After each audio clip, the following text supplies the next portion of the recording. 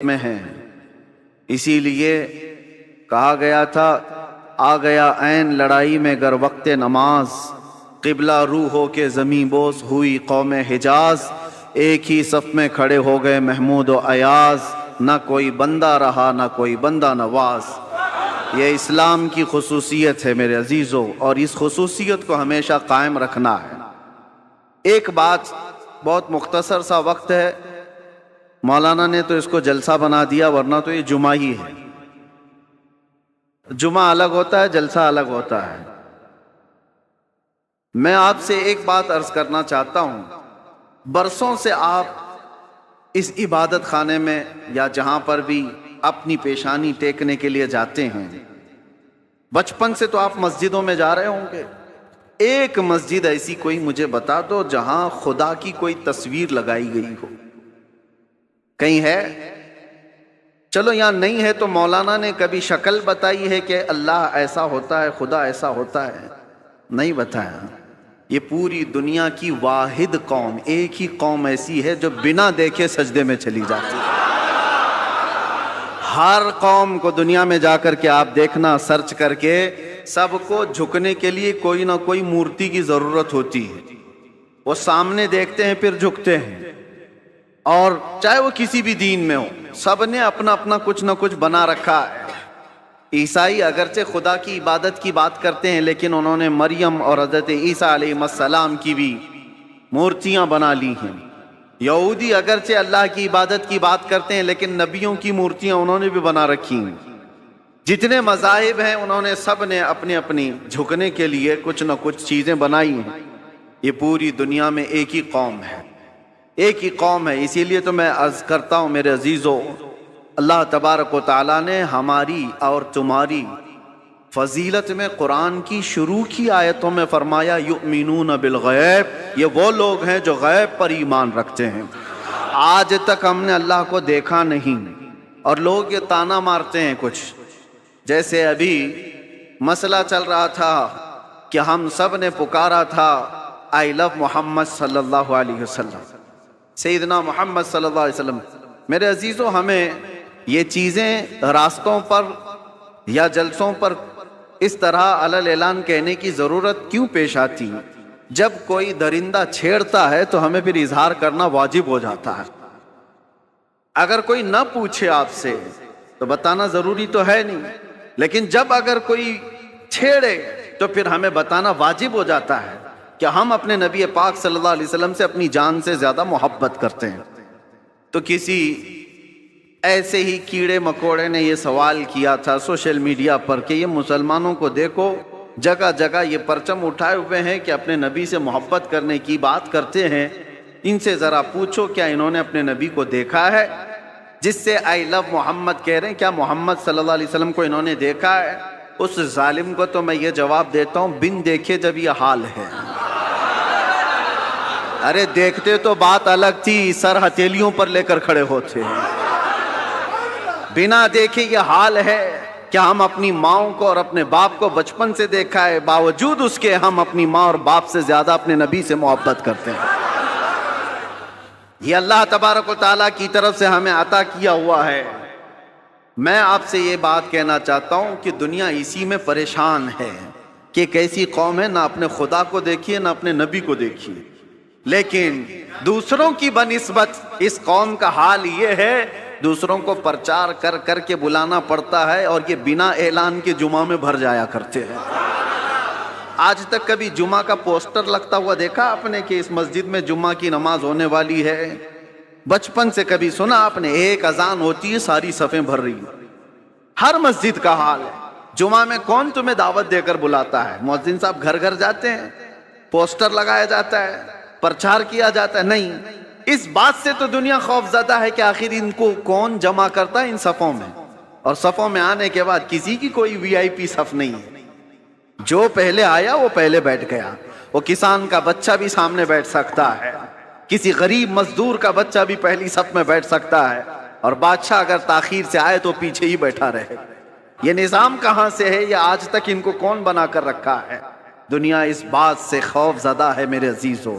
ये वो चीज़ें हैं, जॉर्ज बर्नार्ड शॉ एक बहुत बड़ा मौर्रिख है अंग्रेज, और उसने ये लिखा है कि बहुत सारे दुनिया में रेवोल्यूशन आए, दुनिया में बहुत सारे इनकलाब आए, बड़ी बड़ी शख्सियतें आईं, जैसे मार्क्स का, लीनिन का, और भी कई ऐसे बड़े बड़े शख्सियात आई। उन्होंने दुनिया के निज़ाम को बदलने की कोशिशें की, लेकिन उनका इनकलाब, उनका रेवोल्यूशन 100 साल से ज्यादा तक नहीं चला। उनके अपने शागिर्द जब तक थे तब तक उनके इनकलाब में दम था।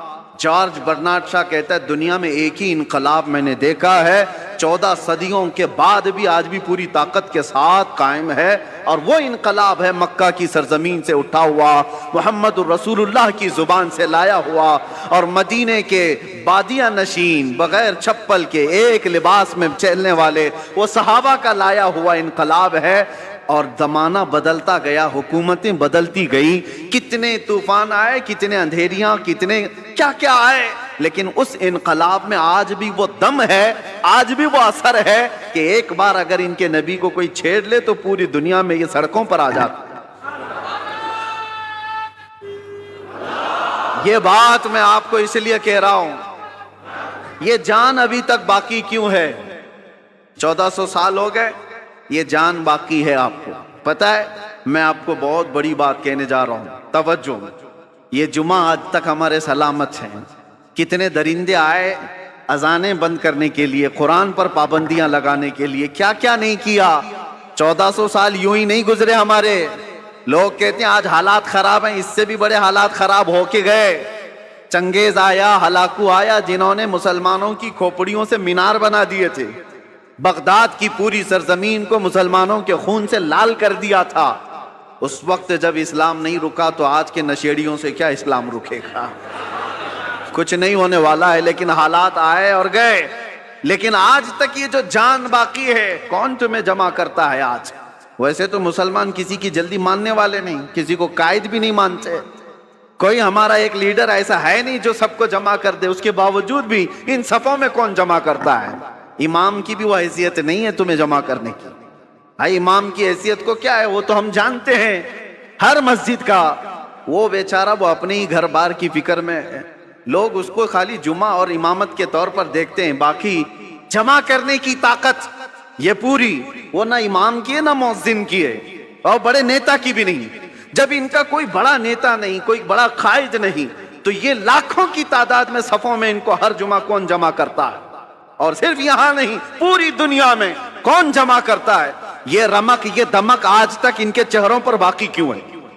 आज पूरी दुनिया तुम्हें आतंकवाद का एक लेबल लगाने के लिए क्या क्या नहीं हरबे इस्तेमाल किए, पूरी मीडिया का इस्तेमाल किया। दाढ़ी दिखे तो लोग कहें टेररिस्ट है, टोपी दिखे तो लोग कहें टेररिस्ट है। सब प्रोपेगेंडे के बावजूद न टोपी उतरी न दाढ़ी उतरी। आज भी है या नहीं है? इसलिए मैं बताना ये चाहता हूं कि ये रमक, ये दमक, ये जान आज तक बाकी क्यों है? इसलिए कि हमारा रसूल जिंदा है तो दीन भी जिंदा है। रसूल जिंदा है और जिंदा रसूल का दीन क़यामत तक जिंदा रहने वाला है। हमारे अंदर जो जिंदगी बाकी है ना, ये जो रमक दमक है, ये जो कुछ भी चमक दमक है, सिर्फ इसलिए कि वो जो न थे तो कुछ न था, वो जो न हो तो कुछ ना हो। जान है वो जहान की और जान है तो जहान है, वो है आज भी हमारे दरमियान। इसीलिए अल्लाह के बड़े अज़ाबात नहीं आते। कुरान में अल्लाह ने फरमाया वमा कान अल्लाहु लियुअज़्ज़िबहुम व अंत फ़ीहिम, अल्लाह इस कौम पर वैसा अजाब नाजिल नहीं करेगा जैसे पिछली उम्मतों पर करता था, इसलिए कि इनके बीच में मेरा महबूब आराम फरमा है। अब जो बात मैं कहने जा रहा था वो ये, आप इन मस्जिदों में आए, कभी खुदा की तस्वीर नहीं देखी, कभी खुदा का कोई चेहरा, कोई उसका आकार नहीं देखा और नहीं सुना है, और हम बता भी नहीं सकते। जो आंखों में आ गया वो खुदा नहीं हो सकता। बात समझ के चलो, जो नजरों में आ गया वो खुदा नहीं हो सकता। खुदा किसी चीज में समा नहीं सकता, वो मुहित नहीं है। अब दूसरी बात, यहां तक तुम्हारी जिंदगी बाकी है। दूसरी एक बात, जब भी आप मस्जिदों में जाते हैं, इमाम साहब से क्या क़िरात सुनते हैं?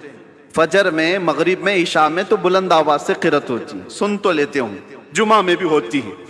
जब भी आप आते हैं रकात बांधने के बाद इमाम जो है पहले क्या पढ़ता है? अल्हम्दुलिल्लाह ही पढ़ता है ना, सूरह फातिहा ही पढ़ता है, अल्हम्दुलिल्लाह रब्बिल आलमीन। सब खामोशी से सुनते हैं, सालों से सुनते आ रहे हैं, सालों से। तो कभी आज तक एक मुक्तदी जो इमाम के पैजामे के पीछे तो लगा रहता है, इमाम की नाड़ी कहां बंधी है वो तो देखता रहता है, इमाम कहां जा रहा है कहां नहीं ये तो देखता रहता है, एक बार भी कोई मुक्तदी आकर के नहीं कहा कि बहुत पुरानी हो गई सूरह, कोई नहीं तो पढ़ो? कभी कहा किसी ने? बल्कि हालत यह है कोई नहीं कहता इमाम से कि क्या मौलाना हर दिन तो सूरह फातिहा पढ़ते ही हो, हर दिन सूरह फातिहा पढ़ते हो? कोई नहीं कहा कि ये पुरानी हो गई नया कुछ लेके आओ, नहीं, बल्कि अगर इमाम नया करने की कोशिश करे तो कौम उसको सीधा कर देगी। वही पढ़ो जो मेरे नबी ने पढ़ा है, वही पढ़ो। क्यों आज तक कोई भी चीज जब हम देखते हैं कंटिन्यू, बिरयानी 4 दिन कंटिन्यू नहीं खाई जा सकती, 5 दिन रोज दाल चावल भी नहीं चलता। इंसान की तबीयत ऐसी है कि हर चीज उसको बदल बदल करके चाहिए, नहीं चाहिए। लेकिन इसमें कभी नया का तस्वुर भी नहीं आता। क्यों? एक ये चीज। दूसरी चीज मैंने बताया, मस्जिदों में हमारे कुरान वही है, सूरह फातिहा से शुरू करता है इमाम, उसके बाद चाहे कुरान में कहीं से भी पढ़े सूरह फातिहा तो पढ़ता है। लेकिन किसी मुक्तदी को आज तक इस बात पर कोई शिकायत नहीं है। तीसरी एक और चीज, तुम्हारा कलमा क्या है?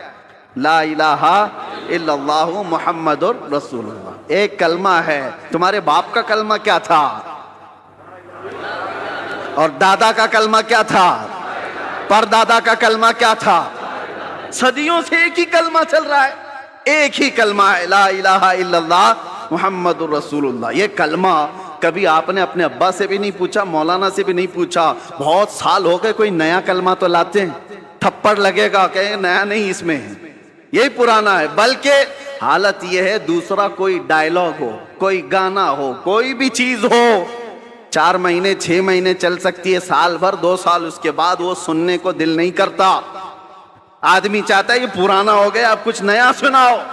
कलमा तैयबा को कोई भी उम्मती ये नहीं कहता पुराना हो गया, अरे 70,000 बार भी पढ़े तो उसमें जिद्दत और लज्जत और आती, कभी पुराना नहीं होता। ये ऐसी चीजें तुम्हारे पास हैं, तुम्हारे पास हैं। ये जुमा की जमाअत, ये कुरान की हक्कानियत, ये कलमा तैयबा की जिद्दत जो हर जमाने में है, क्या ये तमाम चीजें इस बात का सबूत नहीं है कि इस्लाम जिंदा है और क़यामत तक जिंदा रहने वाला है? किसी भी जगह पर तुम्हें ये चीजें नहीं मिल सकती। हर जगह बहुत कुछ बदलाव है। हाँ, मैं बता सकता हूं चैलेंज के साथ, दुनिया का कोई भी मजहब हो, वो लाए किताबें और हम बताते हैं उसके कितने कितने नुस्खे हैं, कितने कितने। बाइबल में आज कितने नुस्खे, 70 से ज्यादा नुस्खे अलग अलग मिलते हैं। यूनान में अलग है और यूरोप में अलग है। जो इंजील, Bible, Old Testament, New Testament सब बदली हुई हैं। और हमारे यहाँ की किताबें, हमारे देश में जो बहुत सारी मुकद्दस किताबें मानी जाती हैं, इनमें भी हेर फेर, इधर उधर बदलाव अलग अलग है। लेकिन अफ्रीका से लेकर अमेरिका तक, हिंद से लेकर के आप किसी भी कोने तक जाओ, कुरान सूरह फातिहा से शुरू होता है, वन्नास पर ही खत्म होता है। फिरके बहुत हुए दीन में, इस्लाम में बहुत सारे फिरके हुए, लेकिन इसमें किसी का इख्तिलाफ नहीं आया।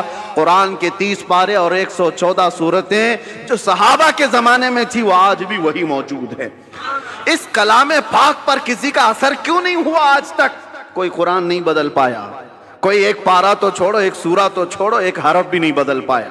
जबर, जेर और नुक्ते भी इसके बदल नहीं पाए। 1400 साल से एक किताब चली आ रही है, इस किताब को कोई नहीं बदल पाया। ऐ मुसलमानों, मैं तुम्हें ये फख्र वाली बातें बता रहा हूं, इससे बढ़ करके दौलत जाओ ढूंढ करके निकालो, किसी के पास नहीं मिल सकती। फिर तुम किस बात के मायूसी में जीते हो? हमारे पास कुछ नहीं है। इतनी बड़ी दौलतें जिसके पास है, उसे सर झुकाकर नहीं, सर उठाकर जीना चाहिए। दुनिया में सर उठा करके जियो। अल्लाह रब्बुल इज्जत के दी हुई ये सारी निशानियां तुम्हारे पास मौजूद है। चलो हम कहानियों, जिसको ये लोग कहते हैं कहानियां हैं, गौसे पाक की करामत सुनाओ तो कहें कहानी है, गरीब नवाज की करामत सुनाओ तो कहें कहानी है। हुजूर पाक सल्लल्लाहु अलैहि वसल्लम के मेराज का वाकया सुनाओ तो कहते कहानी है। तुमको ये लगता है पुरानी बातें कहानियां हैं तो ठीक है, लेकिन जो कुरान आज तक मौजूद है इसका जवाब तो ला करके दे दो। ये जो कुरान है ये तो कहानी नहीं, तुम्हारे पास है। और कुरान जगह जगह चैलेंज करता है। अल्लाह खुद फरमाता है फ़अतू बिसूरतिम मिन मिस्ली, अगर हिम्मत है तो इसकी तरह की एक सूरह बना करके लाओ। और ये 1400 साल पहले किया हुआ चैलेंज है। आज तो दुनिया बहुत तरक्की कर चुकी है, टेक्नोलॉजी में कहां तक जा चुकी है। पेट्रोल मिसाइल और मिनटों में इधर से उधर सफर करने वाले इन सारे टेक्नोलॉजी के बादशाहों से क्यों नहीं पूछते कि एक कुरान क्यों नहीं बना पाते, क्यों नहीं लाए? मेरे अजीजों, अल्लाह का ये वादा है। अल्लाह फरमाता कुल इन इज्तमाअतिल इंसु वल जिन्नु अला अन यअतु बिमिथलि हादल कुरान ला यअतून बिमिथलिही वलौ कान बअदुहुम लिबअदिन ज़हीरा। ऐ रसूल पाक, आप कह दें सारे इंसान मिल जाएं, सारे जिन्नात मिल जाएं, सब मिल करके एक दूसरे की मदद करके ऐसा कुरान बनाना चाहें, अल्लाह फरमाता है तब भी वो नहीं ला सकेंगे, नहीं ला सकेंगे। अल्लाह का वादा है। तो आज तक जो इस किताब का मिसल नहीं ला सका, वो किताब तुम्हारे पास है, वो कुरान तुम्हारे पास है। मुझे बताओ इससे बढ़कर के दौलत और क्या है? इससे बढ़कर के दौलत क्या है तुम्हारे पास? ये जिंदा जावेद मौजज़े हैं। अब ये सब चीजों के बाद फिर मैं आपसे आखिर में इतना कहना चाहूंगा, जिसके पास इतनी कीमती चीजें हैं उसको आला हजरत की ये बात सुनना चाहिए। आला हजरत क्या कहते हैं? सूना पास है, सूना बन है, सोना जहर है, उठ प्यारे।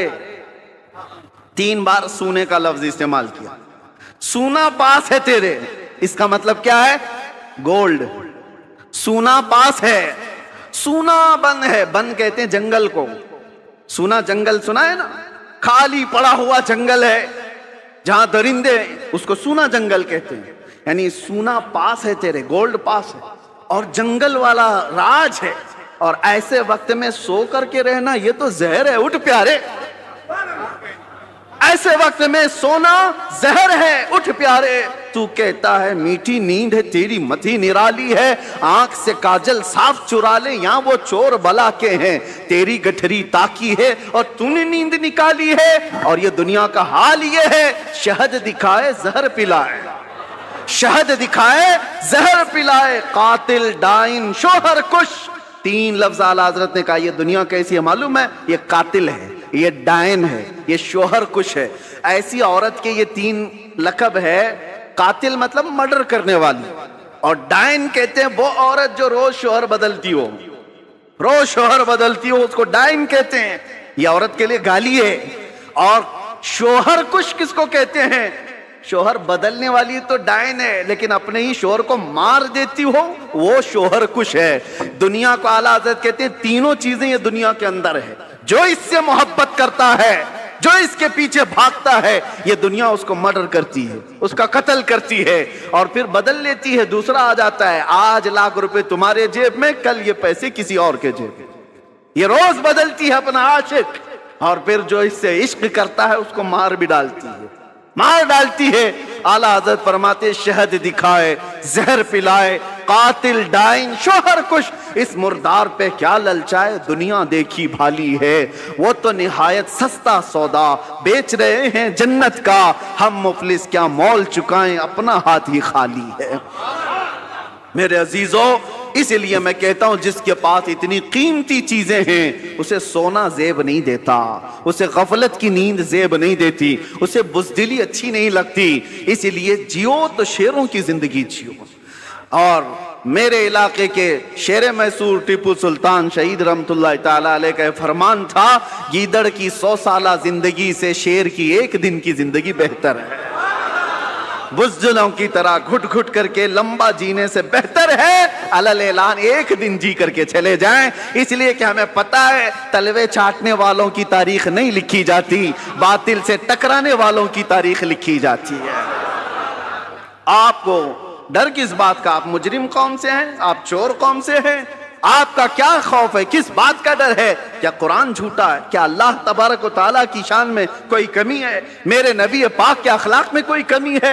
सब कुछ तुम्हारे पास अच्छा है, तो फिर डरना और सहमना क्या?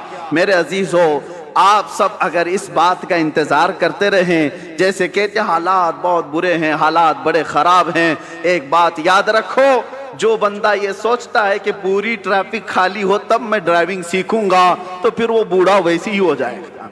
हाँ, गाड़ी चलाना सीखना है तो ट्रैफिक में आओ, आपको उसी में सीखना पड़ेगा। इधर उधर के अड़े टीड़े आते ही रहेंगे, उनके बीच में ही तुम ड्राइवर बन सकते हो। चलना सीखो और इन्हीं हालात से गुजर करके निकलोगे तो अल्लाह तबारक व तआला कुव्वत के साथ तुम्हें जमा फरमाएगा। वो कौम कभी कामयाब नहीं होती जो घर में बैठ करके मांग रही है कि मदद आ जाए, मदद आ जाए। अगर ऐसी ही मदद आती तो मेरे नबी सल्लल्लाहु अलैहि वसल्लम 313 को लेकर बदर तक नहीं जाते, वो मदीने में बैठकर दुआ करते तो अल्लाह मुशरिकीन को वैसे ही हिलाक कर देता। अगर नबी पाक सल्लल्लाहु अलैहि वसल्लम मस्जिद नबवी से हाथ उठा देते, उहद के सारे मुशरिकीन वैसे ही मर जाते। मेरे नबी अपने घर से निकले, सहाबा अपने घर से निकले, मैदानों में आए और अपनी ताकत और कुव्वत का इस्तेमाल किया, इसलिए कि ये उम्मत को बताने के लिए कि उम्मत का मिजाज ऐसा ना हो कि कुछ भी मुसीबत आई, फातिहा दिलाया, दुआ किया, अल्लाह उसके मुंह में कीड़े पड़ जाएं और इसको ऐसा हो जाए, उसको ऐसा हो जाए, चादर ओढ़ के सो गया। मेरे अजीजों, ये मुजाहिदीन की जिंदगी नहीं है। मुजाहिदीन की जिंदगी ये नहीं होती, मोमिनीन की जिंदगी भी ये नहीं होती, बल्कि मोमिनीन की जिंदगी ये है जब तक अल्लाह ने बोलने की ताकत दी है, हक बात का ऐलान करके जाओ। अगर इमाम हुसैन रदी अल्लाह ताला अन्हु के मानने वाले हो तो कभी दिल पर हाथ रख करके सोचो, एक बार सिर्फ अगर इमाम हुसैन समझौता कर लेते तो उनका पूरा खानदान बच गया होता। उनका खानदान बचना क्या, मदीने की गवर्नरी मिल जाती, बहुत बड़ी वजारत मिल जाती। लेकिन हुसैन आजम का मिजाज ये था, नहीं, जब कुफ्र और शिर्क या फिस्क और फुजूर छा रहा हो उस वक्त समझौते नहीं किए जाते, उस वक्त मैदान में निकलकर हक बात का ऐलान किया जाता है, चाहे गर्दन भी चली जाए। हुसैन का ये मिजाज है, हम यही ऐलान करना चाहते हैं, अगर गर्दन चली भी जाती है हमें इसकी परवाह नहीं है, क्योंकि हम परवाने हैं और शमा के अतराफ मिटना ही परवाने का काम है। शमा के इर्द गिर्द मिट जाना ही परवाने का काम है। और खत्म होने से किसी के इस्लाम खत्म नहीं होता, इस्लाम जिंदा होता है हर करबला के बाद। इस्लाम जिंदा होता है हर करबला के बाद। बस मैं आपसे ये गुजारिश करना चाहूंगा, आप जिस तरीके कार को जो नौजवानों ने आज पकड़ रखा है उससे तौबा कर लें। ये नशा का माहौल, ये खराबियों का माहौल, ये जो दौर दौरा चल पड़ा है, ए नौजवानों, ये तुम्हारी जिंदगी को सेब नहीं देता। ये शिवा उम्मत मुस्तफा का नहीं है। कुरान में जिस उम्मत को अल्लाह ने खैर उम्मत कहा है, सबसे बेहतरीन उम्मत, क्या वो बेहतरीन उम्मत आज नशा के अड्डों पर बैठ सकती है? क्या वो बेहतरीन उम्मत ताश के पत्तों पे अपनी जिंदगी गुजारे? क्या वो बेहतरीन उम्मत रात भर ये सारे सोशल मीडिया पर अपना वक्त बर्बाद करे? ये खैर उम्मत का लक़ब अल्लाह ने तुम्हें कुरान में अता किया, उसका पासो लिहाज तो रखो।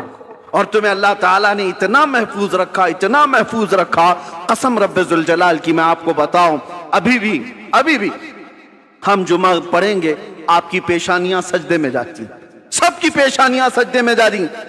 एक बात का ख्याल रखना, इंसान को जिंदगी में सबसे ज्यादा जरूरत किस चीज की है? वो रिस्क की है, खाने की है। खाना खाए बगैर इंसान जिंदा नहीं रहता। माल ना हो, कपड़े ना हो तो भी जी लेगा, घर ना हो तो भी जी लेगा, खाने के बगैर नहीं रह सकता। खाना तो उसके लिए, ये तो पेट्रोल है, बगैर उसके इंजन चले कैसे? लेकिन आपने कभी महसूस किया, बकरी को भी खाते हुए देखा आपने, बैल को भी खाते हुए देखा, भैंस को भी खाते देखा, ऊंट को भी देखा होगा, जिसको भी देखा होगा। जानवरों में अक्सर और बेशतर, अक्सर, हत्ता के शेर को ही ले लो, वो जब भी खाते हैं तो चाट के खाते हैं जमीन पर। खाना कुछ भी डालो आप, चारा, बकरी सर झुका कर खाएगी, बैल सर झुका कर खाएगा, भैंस सर झुका कर खाएगी। लेकिन कुर्बान जाओ रब तबारक व तआला की इस अता पर कि अल्लाह ने तुम्हारा सर रिज्क के सामने भी झुकने नहीं दिया। क्यों? जो सबसे ज्यादा जरूरी है तुम्हारी जिंदगी में वो रिज्क है। रब ताला ने हाथ दिए, उठाओ और खाओ, इसलिए कि पेशानी उस रिस्क के सामने नहीं झुकनी है, रज़्ज़ाक़ के सामने झुकाना है, रज़्ज़ाक़ के सामने झुकाना है। इस पेशानी को अल्लाह ने इतना महफूज रखा है, इतना महफूज कि हम अपनी सबसे ज्यादा जरूरतमंद चीज पर भी नहीं झुकते। ना हम औलिया के सामने झुकते हैं, ना हम रसूलों के सामने, नबियों के सामने, किसी के सामने सर झुकाने की इजाजत नहीं है। सजदा करना है तो सिर्फ और सिर्फ अल्लाह रब्बुल इज्जत की। यह हमारी शरीयत है कि नहीं है? सजदा किसी के लिए नहीं जायज। अल्लाह के नबी ने फरमाया है, अगर सजदा अल्लाह के अलावा किसी और के लिए जायज होता तो अल्लाह तबारक व तआला सबसे पहले अपने नबी को सजदा करने का हुक्म देता। अल्लाह के बाद सबसे बड़ा मकाम रसूलुल्लाह का है। ये पेशानी इतनी महफूज अल्लाह ने रखी, खालिस अपने लिए बनाया, अपने लिए बनाया। आज उस पेशानी का हम कहां इस्तेमाल कर रहे हैं, किसके किसके सामने झुक गए। इसीलिए मेरे अजीजों, अगर तुम दुनिया के सामने झुकते रहोगे, जलील होते ही रहोगे, जलील होते ही रहोगे। और एक जगह नहीं, 1000 जगह झुकना पड़ेगा, 1000 जगह। और इकबाल इसी को कहता है, वो एक सजदा जिसे तू गिरा समझता है, वो एक सजदा जिसे तू भारी समझता है, अरे 1000 सजदों से देता है आदमी को नजात। एक बार यहां जो झुक गया, अल्लाह उसको दूसरी जगह झुकने नहीं देता। तुम्हारी पेशानियों को महफूज रखता है। अल्हम्दुलिल्लाह हमने प्रैक्टिकल देखा भी है ये सारी चीजें कि अल्लाह उसके रसूल के लिए जो मजबूती से खड़ा होता है, अल्लाह हालात उसके लिए वैसी ही मुनासिब फरमा देता है। हमने अपने सफर में देखे, कैसे कैसों को देखा है। हम लोग ये सोचते होंगे वहां ऐसा हो रहा होगा, वैसा हो रहा होगा, बहुत कुछ बातें अफवाहें उड़ती रहती हैं, लेकिन हमने जो देखा है, अच्छे अच्छों के दिलों को नरम होते हुए भी देखा है। हम खड़े हैं तो कुछ लोगों को ताजीम करते हुए भी देखा है। 9-9 घंटे का सफर किया, और वो भी डिपार्टमेंट के सारे लोग बंदूक ताने हुए, हथकड़ियां बांधे हुए, सारे ऐसे भी सफर किए। लेकिन अल्लाह रब्बुल इज्जत को गवाह बनाकर आपके सामने अर्ज करता हूं, जब नमाज का वक्त आता, मगरिब हो जाए, इशा हो जाए, उस भरी गाड़ी में भी अगर मैं कहता मुझे नमाज पढ़ना है, सारे रोक लेते और हमारी नमाज भी पढ़ा देते थे। हमारा अपना कोई नहीं था, कोई नहीं था। वो गन ताने हुए लोग भी हमें हमारी चादर पर नमाज पढ़ने की इजाजत देते थे और नमाज पढ़ लेते थे। कई मर्तबा गाड़ी को रुकाया गया, वहां नमाजें अदा हुई। मैं ये अपनी तारीफ में नहीं कह रहा, इस बात के लिए कह रहा हूं कि रब के सामने जो झुकता है, अल्लाह दूसरों के सामने झुकने से बचा लेता है और रास्ते उसके लिए अल्लाह हमवार फरमाता है। तुम बहाने करते रहोगे, 1000 बहाने आते रहेंगे। एक बार अल्लाह की बारगाह में अपने आप को सुपुर्द करके तो देखो, अगर दुनिया एक दरवाजा बंद करती है, मौला 70 दरवाजे खोल देता है। रब तबारक व तआला कहने सुनने से ज्यादा अमल की तौफीक अता फरमाए। वैसे ये जलसा नहीं था, ये जुमा है, लेकिन बहरहाल आपका जोश जुमा को भी जलसा बना ही देता है। बहरहाल अल्लाह तबारक व तआला मीरज की सुन्नियत को हमेशा शाद व आबाद रखे, औलिया कामिलीन के गुलामों को अल्लाह ताला खुशहाल रखे और हर घर की सुन्नियत और यहाँ के अकीदे अहले सुन्नत को अल्लाह महफूज रखे। क़यामत तक तुम्हारी नस्लों में मौला आशिकाने मुस्तफ़ा पैदा फरमाए। हमारी औलाद को, हमारे खानदानों को अल्लाह बदअकीदा और गुमराह होने से महफूज फरमाए।